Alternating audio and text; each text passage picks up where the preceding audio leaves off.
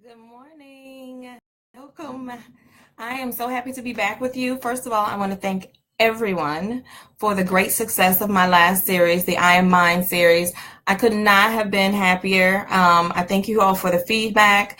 I thank you all. Hey, Sean, Clint, good morning.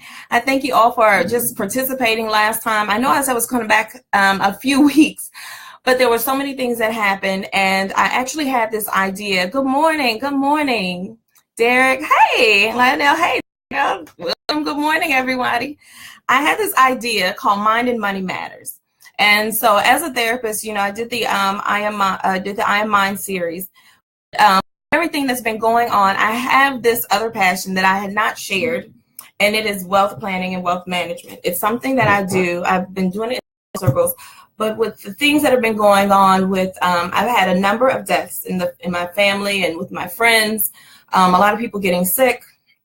Of course, we have the hashtag movement going on. We've got the Black Lives Matter movement, and right now we have the whole gun control issue going on. And we have Black Panther. There's a lot of conversation, and people are really starting to wonder what would have happened, especially in our community, African American community, if colonization had not happened. What would have happened if we had control of our lives and the trajectory of our life, our future, and creating our technology and allowing our own greatness to thrive and do great things without any limitation. So even though I had this idea for such a long time and I couldn't get to Facebook to put it together, the universe is just so perfect in the way that it is. Everything the way that it's supposed to. And so I really think now is the time where I can begin to have the conversation about mind and money matters and how they connect. And so what I have decided is that I could be part of the problem by kind of having these side conversations. I could be part of the solution and share my knowledge and my wisdom, and also bring forth conversations that some of us are having, behind the closed doors, or not at all. And in some of our communities, these conversations have not happened at all. So I wanted to be a part of that movement. And here's another reason why I wanted to be a part of this movement. Not just because I had so many deaths and changes. That was a reason, because what I realized, some people did not have the ability or the financial wherewithal to live or to die. And people kept, they didn't plan to die. And I was like, well, that is the only thing we're guaranteed going to do, right? We can make all these plans and have all these ideas, but the only thing we're truly ever going to do is die. And it seems like we don't plan for it, but we also don't know how to utilize it to create generational wealth. We don't understand that there's a process in life that we all have to accept, and we can use certain things that we have in place that can change not only our lives, but the lives of those that come after us, right?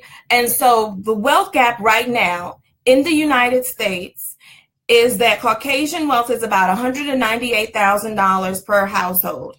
That's including those that have not even finished high school. In the African American household, the average wealth is about, I think it's like $1,400, and Hispanic is about $1,500-$1,600. In 2052, I believe, that wealth gap will have changed to where Caucasian wealth in the household will double, African American will be zero, and Hispanic will be at zero 5 years after African American wealth.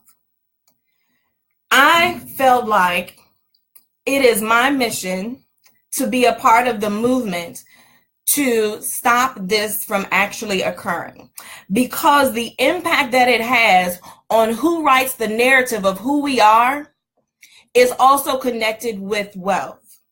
So we all sometimes, with everything going on, there are lots of isms. There's racism, there's sexism, which is why I brought up the Me Too movement and the Black Lives Matter and the gun issues. We have all these isms: racism, sexism, ageism, but there's one ism that is really important that we're playing the game with. Hey, Greg. Hey, Sir Malik, Philip. Hey, good morning, everybody. So wonderful to see you all this morning. But the one ism that really can overshadow and change all of that is capitalism. And we're not playing that game right. We're not playing it well. And some of us just don't have the keys, the knowledge, the wisdom, or the understanding on how to play this game to create generational wealth and to change and move in making laws and making decisions for our communities.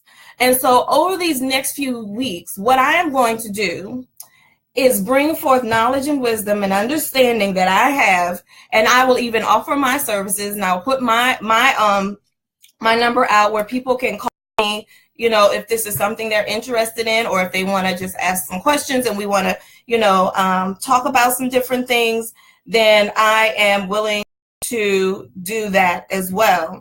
And so over the next few weeks, we will talk about how the mind and the money are connected, and how, if we play the game of capitalism correctly, we can change how this whole, everything with racism and sexism. And so my mission has been with the African American community and with women.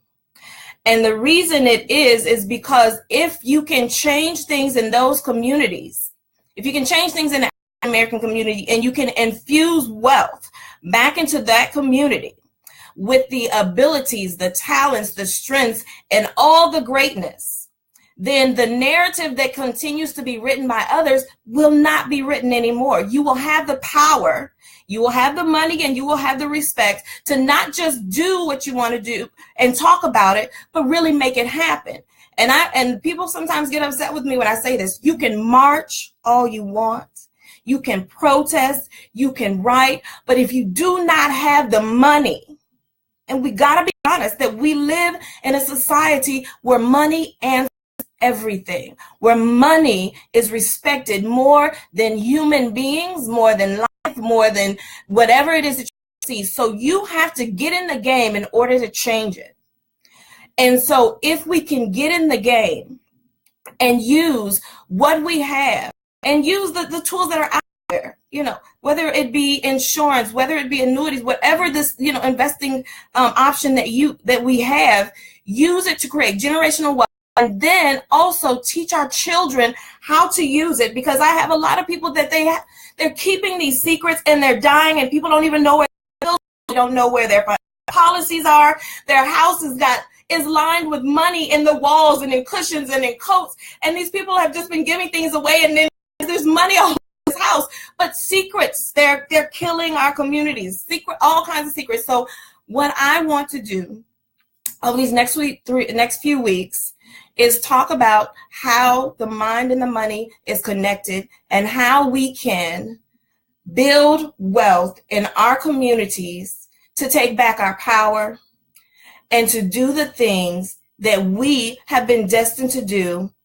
for ourselves, for our children. And when you move that, you move everything. Because right now, African Americans, we've been utilized a lot, being honest, in our society to build wealth upon.